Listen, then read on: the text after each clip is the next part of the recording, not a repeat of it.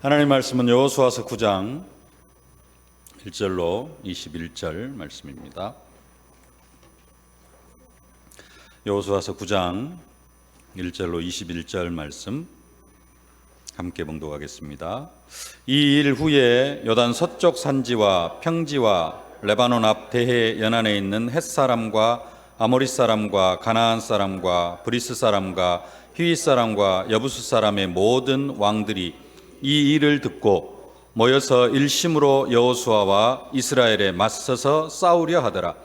기브온 주민들이 여호수아가 여리고와 아이에 행한 일을 듣고 꾀를 내어 사신의 모양을 꾸미되 헤어진 전대와 헤어지고 찢어져서 기운 가죽 포도주 부대를 나귀에 싣고 그 발에는 낡아서 기운 신을 신고 낡은 옷을 입고 다 마르고 곰팡이가 난 떡을 준비하고 그들이 길갈 진영으로 가서 여호수아에게 이르러 그와 이스라엘 사람들에게 이르되 우리는 먼 나라에서 왔나이다.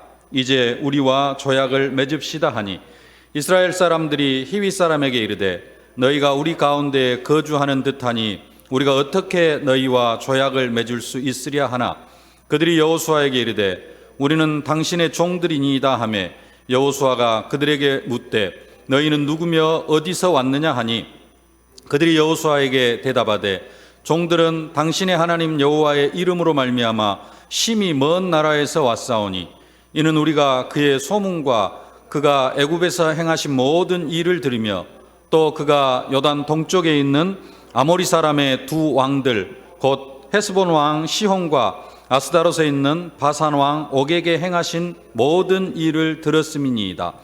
그러므로 우리가 장로들과 우리나라의 모든 주민이 우리에게 말하여 이르되 너희는 여행할 양식을 손에 가지고 가서 그들을 만나서 그들에게 이르기를 우리는 당신들의 종들이니 이제 우리와 조약을 맺읍시다 하라 하였나이다. 우리의 이 떡은 우리가 당신들에게로 오려고 떠나던 날에 우리들의 집에서 아직도 뜨거운 것을 양식으로 가지고 왔으나 보소서 이제 말랐고 곰팡이가 났으며 또 우리가 포도주를 담은 이 가죽 부대도 새 것이었으나 찢어지게 되었으며 우리의 이 옷과 신도 여행이 매우 길었으므로 낡아졌나이다 한지라. 우리가 그들의 양식을 취하고는 어떻게 할지를 여호와께 묻지 아니하고 여호수아가 곧 그들과 화친하여 그들을 살리리라는 조약을 맺고 회중 족장들이 그들에게 맹세하였더라. 그들이 조약을 맺은 후 사흘이 지나서야 그들이 이웃에서 자기들 중에 거주하는 자들이라 함을 들으니라. 이스라엘 자손이 행군하여 셋째 날에 그들의 여러 성읍들에 이르렀으니 그들의 성읍들은 기브온과 그비라와 브에롯과 기안여라 이름이라. 그러나 회중 족장들이 이스라엘의 하나님 여호와로 그들에게 맹세했기 때문에 이스라엘 자손이 그들을 치지 못한지라. 그러므로 회중이 다 족장들을 원망하니 모든 족장이 온 회중에게 이르되 우리가 이스라엘의 하나님 여호와로 그들에게 맹세하였은즉 이제 그들을 건드리지 못하리라. 우리가 그들에게 맹세한 맹약으로 말미암아 진노가 우리에게 임할까 하노니 이렇게 행하여 그들을 살리리라 하고 무리에게 이르되 그들을 살리라 하니 족장들이 그들에게 이른 대로 그들이 온 회중을 위하여 나무를 패며 물을 깃는 자가 되었더라. 아멘. 하나님은 우리에게 젖과 꿀이 흐르는 땅의 축복을 허락하여 주시기를 기뻐하십니다. 올해 우리를 젖과 꿀이 흐르는 땅으로 인도하여 드리시겠다 그렇게 약속하셨습니다. 애굽에서 400년 종살이를 하고 가데스 바네아에서 불신앙을 한 이스라엘 사람들, 그 사람들은 광야에서 다 죽었지만 그 후손들을 하나님은 젖과 꿀이 흐르는 땅, 가나안 땅의 축복을 허락하시려고 그 가나안 땅으로 불러들이시기를 기뻐하시는 하나님이십니다.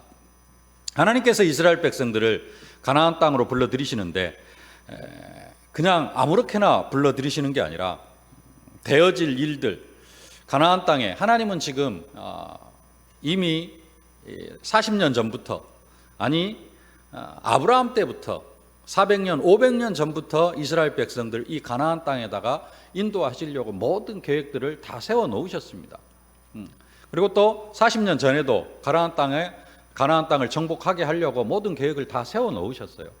근데 그냥 계획만 세워놓은 게 아니라 거기에 필요한 모든 일들 하나하나를 이미 하나님은 말씀으로 다 지시해 주셨습니다. 예, 어떤 일을 만날 것을 아시기 때문에 하나님은 모세를 통하여서 또 여호수아를 통하여서 사건들을 만나면 어떻게 행할 것인가 하는 부분들을 다 말씀으로 명령하고 진행하고 계시는 것을 볼 수가 있습니다. 신명기 20장 내용을 좀 살펴볼 텐데요. 먼저는 두 가지를 이야기합니다. 가나안 7족속이 아닌 그 다른 성읍 사람들과 전쟁을 할 때는 어떻게 해야 될 것인가, 이런 부분들을 쭉 이야기를 하고 계시는 것을 볼 수가 있습니다. 신명기 20장인데요. 신명기는 모세가 광야 40년 생활을 거의 마무리하고 이제는 그 느보산에서 이렇게 기록한, 또 이스라엘 백성들의 설교한 내용들을 쭉 기록해 내온 것이 지금 신명기이고, 오늘 보려고 하는 말씀은 그 신명기 20장 내용입니다. 그 신명기 20장에는 전쟁을 할 때 어떻게 할 건가, 첫 번째는 가나안 7족속이 아닌 성읍들과 전쟁을 하는데 어떻게 할 것인가를 자세히 기록하고 있습니다. 신명기 20장 10절로 14절 말씀, 좀 깁니다만 함께 봉독하겠습니다. 내가 어떤 성읍으로 나아가서 치려할 때에는 그 성읍에 먼저 화평을 선언하라.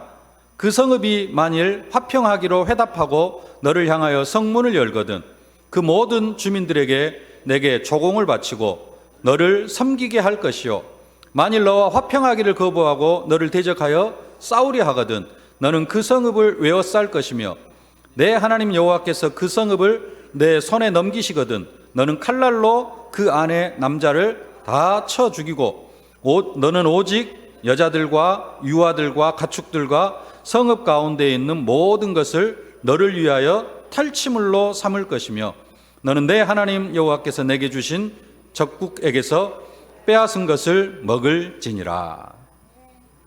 가나안 7족속이 아닌 다른 성읍들과 싸울 때는 먼저 전쟁을 하지 말고 뭘 해라? 화평을 선언해라. 화평을 선언했는데 화답하고 성문을 열면은 그 주민들로 하여금 조공을 받고 이스라엘을 섬기게 하라는 겁니다. 종으로 삼으라는 겁니다. 근데 그 종되기를 거부하면 어떻게 해라? 남자들은 다 쳐 죽이고 여자와 유아들은 탈취물로 삼아라. 그리고 거기에 있는 가축들도 다 탈취물로 삼으라. 그렇게 말씀을 하고 있습니다. 먼저 가나안 7족속이 아닌 성읍들과의 전쟁을 할 때 내용을 미리 말씀하셨고요. 그리고 지난주에도 계속 살펴봤습니다만 가나안 7족속과 전쟁을 할 때는 어떻게 할 건가? 신명기 20장 15절로 17절 말씀입니다. 함께 봉독하십시다. 내가 내게서 멀리 떠난 성읍들 곧 이 민족들에게 속하지 아니한 성읍들에게는 이같이 행하려니와, 오직 내 하나님 여호와께서 내게 기업으로 주시는 이 민족들의 성읍에서는 호흡 있는 자를 하나도 살리지 말지니, 곧 헷 족속과 아모리 족속과 가나안 족속과 브리스 족속과 히위 족속과 여부스 족속을 내가 진멸하되 내 하나님 여호와께서 내게 명하신 대로 하라. 가나안 7족속을 향하여서는 완전히 진멸할 것을 명령하고 계십니다. 그런데 오늘 본문에 기브온 주민들이 나옵니다. 기브온 성읍 사람들이 나와요.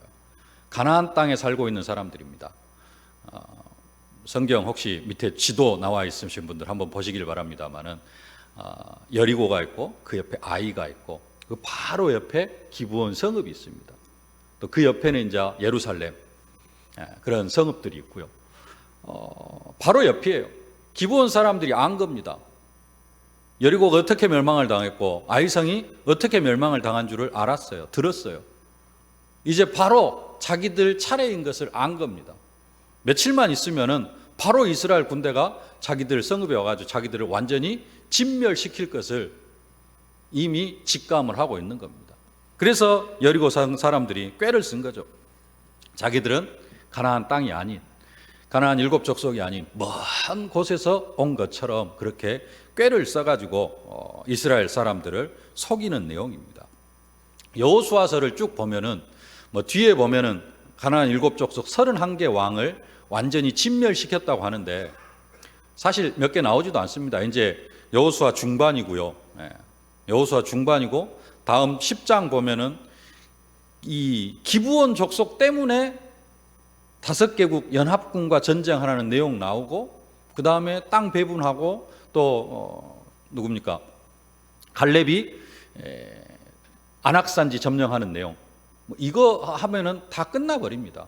더 이상의 그 전쟁하는 기록들이 나오질 않아요.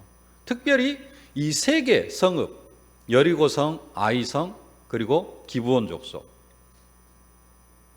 여리고성은 하나님의 완전한 계획 속에 점령이 되어지고, 아이성은 아간의 범죄와 또 여호와께 묻지 아니한 것. 그 다음에 이제 이 기브온 성읍 사람들과 화친 조약을 맺은 내용입니다. 이런 부분으로 거의 전쟁이 마무리되어져 가는 그러한 부분들입니다. 그런 의미에서 이 기브온 족속과 화친 조약을 맺은 내용은 아주 중요한 내용입니다. 그래서 좀 그런 부분들을 깊게 살펴보기를 원합니다. 기브온 족속들이 이스라엘 사람들을 속이는데요. 우리 성경 다시 한번 보겠습니다. 오늘 본문 9장 3절로 6절 말씀 함께 보십시다.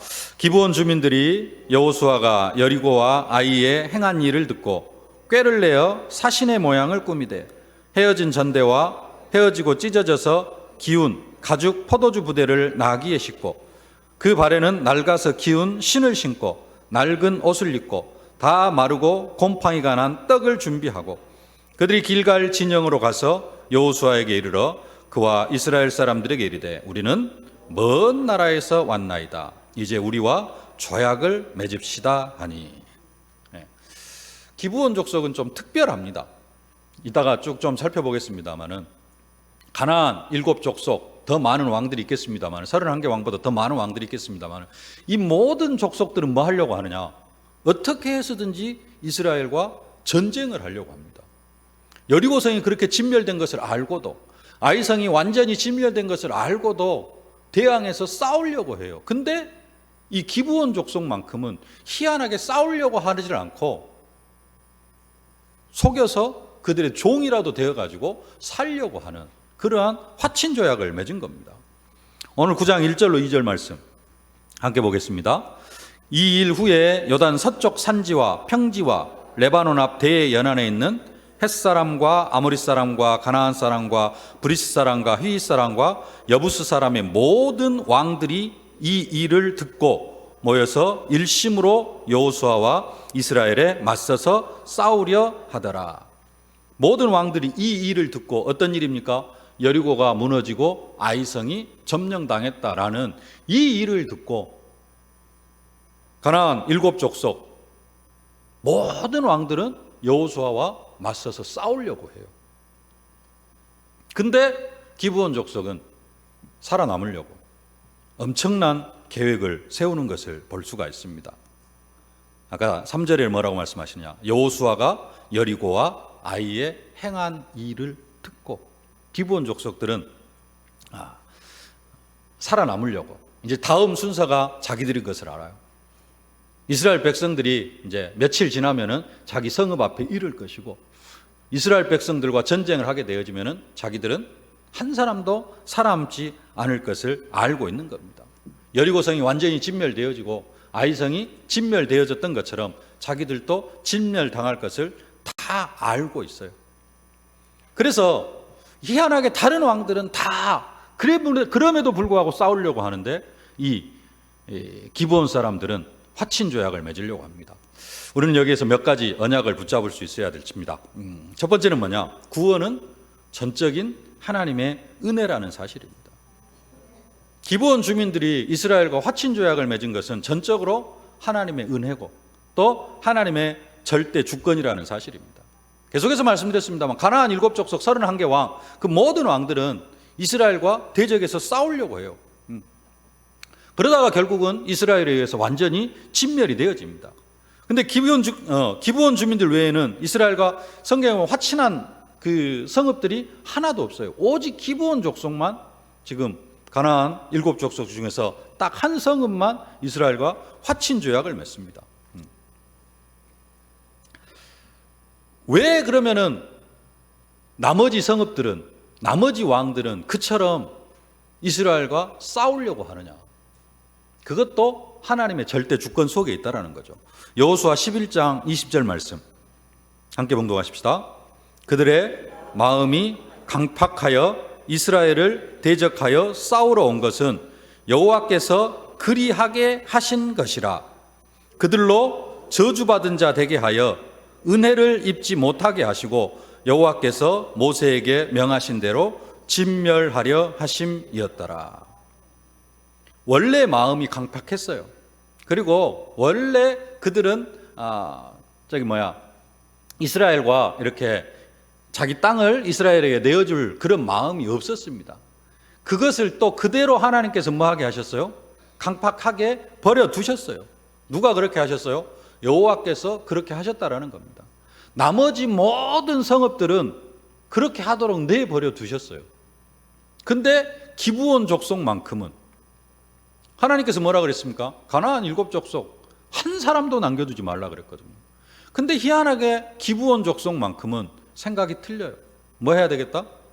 화친 조약을 맺어야 되겠다. 우리가 그들의 종이라도 되어져야 되겠다. 우리가 당신을 섬기기를 원합니다. 우리를 종으로 삼아 주옵소서 하면서 화친 조약을 맺은 것을 볼 수가 있습니다.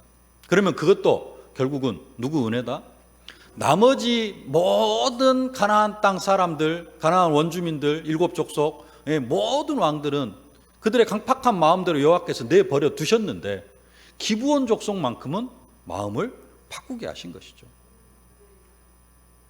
그래서 어쩌다 보니까 기브온이 살려고 한 게 아니고 그 부분도 있겠습니다만 그 배후에는 누구의 역사가 있다? 하나님의 전적인 하나님의 절대 주권에 의해서 이 사람들이 이스라엘과 화친 조약을 맺은 것을 볼 수가 있습니다. 오늘 본문에도 또 이스라엘 백성들이 여호와께 묻지 아니하였다라는 그러한 내용이 성경에 언급되어지고 있습니다. 오늘 14절 15절 말씀 함께 봉독하십시다. 무리가 그들의 양식을 취하고 어떻게 할 것을 여호와께 묻지 아니하고 여호수아가 곧 그들과 화친하여 그들을 살리리라는 언약을 맺고 회중 족장들이 그들에게 맹세하였더라. 첫 번째 아이성 전투에서 어떻게 하여야 할지를 여호와께 묻지 아니하였고, 묻지 아니하고 그냥 여호수아가 전쟁을 치릅니다. 그것은 어떤 의미가 있다 그랬죠? 전쟁의 주관자가 여호와의 군대 대장이고 여호수아는 따라가기만 하면 되는데 그 아이성 첫 번째 전투에서 여호수아가 자기 뜻대로 자기 생각대로 전쟁을 치러버린 것이라 그랬습니다. 그래서 아이성 전투에서 실패를 했다. 아간의 범죄도 있지만은 여호와께 묻지 아니하였기 때문에. 근데 여기에서도 이스라엘 백성들이 또 여호수아가 여호와께 묻지 아니하고 화친 조약을 맺어버립니다. 근데 여기에서 여호와께 묻지 아니한 것은 아이성 전투에서 여호와께 묻지 아니한 것과는 조금 차원이 다릅니다. 왜냐? 이 부분은 뭐냐면요, 구원과 관계되어지는 겁니다. 구원은 철저하게 하나님의 절대 주권이고, 여기에서 묻지 아니한 것은 여호수아가 기브온 족속에게 사실은 속은 겁니다. 자기 계획대로 한 게 아니라 여호수아가 자기 주관대로 진행을 해 나간 게 아니라 누구에게요? 기브온 족속에게 속은 거예요. 그래서 서론에서 첫 번째 읽은 성경 구절 그 부분을 말씀하는 겁니다. 성읍을 치려고 할 때 가나안 7족속이 아닌 성읍에게는 먼저 뭘 해라? 화평해라. 그래서 화평을 하면은 받아들여 주는데, 종으로 받아들이는데, 이 기브온 족속은 먼저 뭐 하라고 한 거예요? 화평을 먼저 요청해 왔어요. 화평을 먼저 요청해 오고, 증거들을 보니까 며칠 내에 온 2, 3일 사이에 준비해가지고 온 꾀를 쓴 거니까요. 2, 3일 내에 준비해가지고 온 그런 족속들이 아니에요. 진짜로 보니까 옷도 보고 음식물도 보니까 그래도 막 한 달 넘게 멀리서 온 것 같은. 이스라엘 백성들은 지금 40년 동안 여행 생활을 했잖아요. 광야 생활을 했잖아요. 그러니까 딱 보면 안 겁니다. 아, 이 사람들은 가까이에서 온 것이 아니구나. 그게 이제 속은 것입니다. 그래서 그냥 화친 조약을 맺어버린 것이죠. 근데 그게 결국은 구원과 관계되어지고, 그게 결국은 하나님의 구원, 절대 주권과 관계되어진다는 사실입니다. 그래서 구원은 전적으로 하나님의 은혜다. 나중에 기브온 족속이 이스라엘과 화친을 맺었는데 그들이 한 일을 보면은 또 하나님의 은혜다라는 증거가 나타납니다. 그들이 이스라엘 백성과 화친 조약을 맺고 하는 일이 뭐냐? 9장 27절 말씀 오늘 21절에도 나왔습니다. 27절 말씀 함께 보겠습니다. 그날에 여호수아가 그들로 여호와의 택하신 곳에서 회중을 위하여 여호와의 단을 위하여 나무 패며 물 깃는 자를 삼았더니 오늘까지 이르니라. 이 기브온 족속이 뭘 하느냐? 여호와의 단을 위하여 나무를 패며 물 깃는 자가 되어졌습니다. 뭘 위하여서? 여호와의 단을 위하여서. 이 말은 무슨 말이냐면은 지금은 이제 조금 지나면은 성막 일을 맡는 자들이 되어지고요. 조금 더 지나면은 기브온 족속이 뭘 하는 사람들이 되어지냐면은 성전에서 봉사하는 사람들이 되어집니다. 결국은 어떤 사람들이 되어져요? 레위 지파에서 하는 일을 하게 되어진다라는 겁니다. 레위 지파. 레위 지파는 제사장 지파입니다. 너희는 왕 같은 제사장들이라. 우리를 향하여서 이 시대에 왕 같은 제사장들이라고 말씀하고 있는데요. 진멸당해야 될 기브온 족속이 이스라엘 백성들에게 종으로 들어가지만 결국 그들이 맡은 부분은 뭐냐면은 제사장 지파가 감당하는 일들을 하게 되어진다라는 겁니다. 엄청난 축복입니다. 그래서 오늘 제목이 뭐냐면 기브온 족속이 받은 복을 받은 사람들.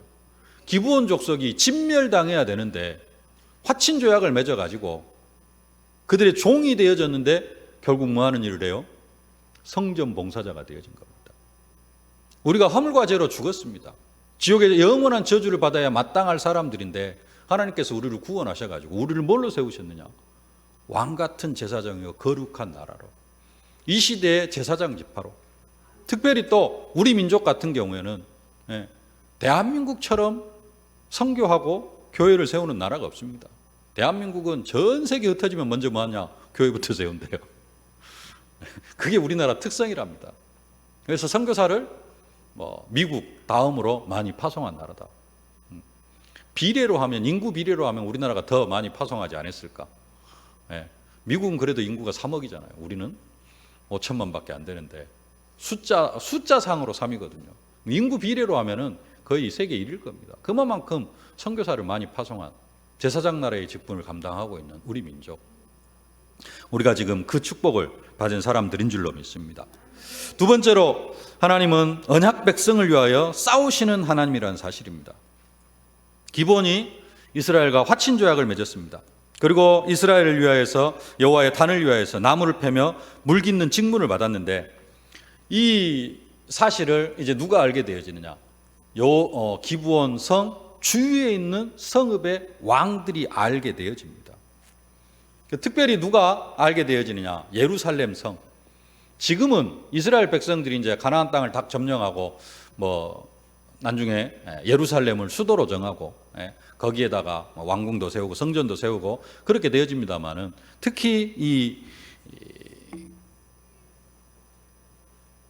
예루살렘 성, 예루살렘의 왕 아도니세덱이 연합군을 형성해 가지고 이 기브온을 완전히 치러 올라옵니다.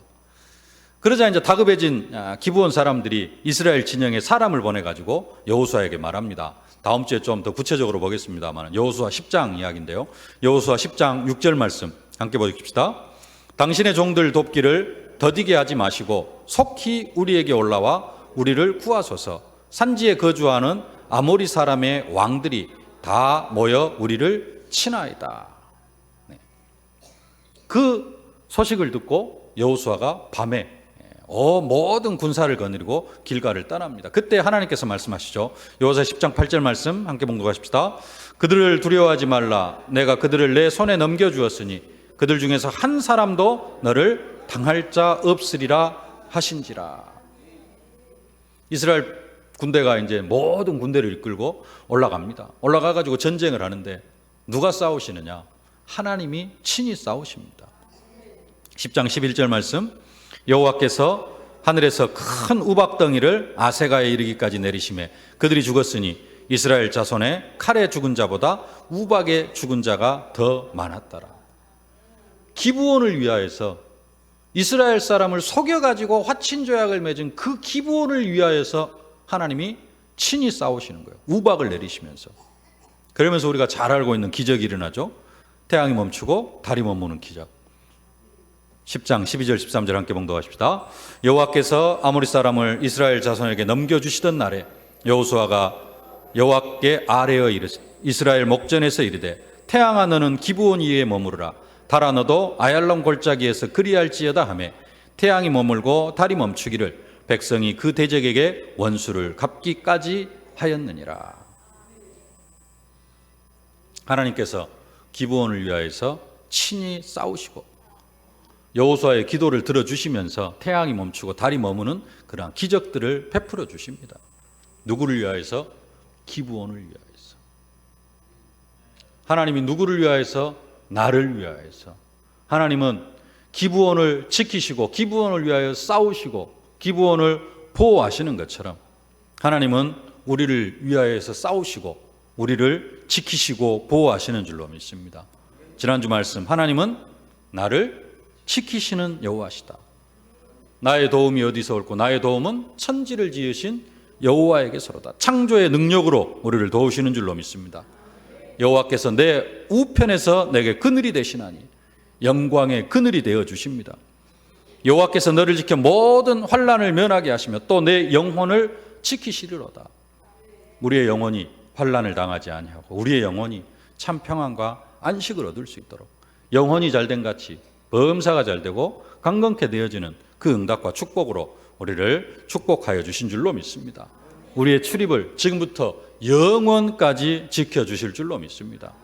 기브온만 지키시는 게 아니라 기브온을 지키셨던 그 하나님께서 우리를 지키시고 우리를 세계복음화의 주역으로 삼아주시는 줄로 믿습니다. 단순하게 전쟁에서뿐만 아니라 언약 백성의 삶 전체를 책임지시는 하나님이시라는 사실입니다. 하나님은 언약 백성의 삶 전체를 끝까지 책임져 주십니다. 사무엘하 2장 1절로 6절 말씀, 좀 긴 말씀입니다만은 기브온에 관한 이야기이기 때문에 함께 좀 같이 봉독하십시다. 다윗의 시대에 해를 거듭하여 3년 기근이 있으므로 다윗이 여호와 앞에 간구하매 여호와께서 이르시되 이는 사울과 피를 흘린 그의 집으로 말미암음이니 그가 기브온 사람을 죽였음이니라 하시니라. 기브온 사람은 이스라엘 족속이 아니요 그들이 아모리 사람 중에서 남은 자라. 이스라엘 족속들이 전에 그들에게 맹세하였거늘 사울이 이스라엘과 유다 족속을 위하여 열심히 있으므로 그들을 죽이고자 하였더라. 이에 왕이 기브온 사람을 불러 그들에게 물으니라. 다윗이 그들에게 묻되 내가 너희를 위하여 어떻게 하랴? 내가 어떻게 속죄하여야 너희가 여호와의 기업을 위하여 복을 빌겠느냐 하니 기브온 사람이 그에게 대답하되 사울과 그의 집과 우리 사이의 문제는 은금에 있지 아니하오며 이스라엘 가운데서 사람을 죽이는 문제도 우리에게 있지 아니하니이다 하니라. 왕이 이르되 너희가 말하는 대로 시행하리라. 그들이 왕께 아뢰되 우리를 학살하였고 또 우리를 멸하여 이스라엘 영토 내에 머물지 못하게 하려고 모해한 사람 자손 7사람을 우리에게 내주소서. 여호와께서 택하신 사울의 고을 기브아에서 우리가 그들을 여호와 앞에서 목매어 달겠나이다 하니 왕이 이르되 내가 내주리라 하니라. 내주니까 목매달고 기근이 그쳤습니다. 이 사건은 여호수아가 기브온 백성들과 화친 조약을 맺은 지 약 400년 후에 일어난 사건입니다. 400년 후에. 지금 가나안 땅을 정복해 들어간 때는 언제냐면은 1400년경. 딱 1406년에 BC 1406년에 가나안 정복 전쟁이 시작이 되어집니다.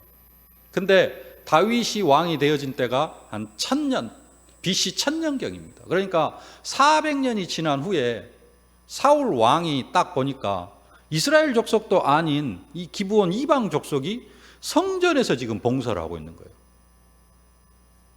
그러니까 이게 지금 보기가 싫은 겁니다. 그래가지고는 이 기브온 족속을 완전히 진멸시켜 버리려고 한 거예요. 완전히 없애버리려고 한 거예요. 이방 족속, 이거 또 선민 사상이 들어간 거죠. 그래서 죽여버리려고 한 겁니다. 그리고 나서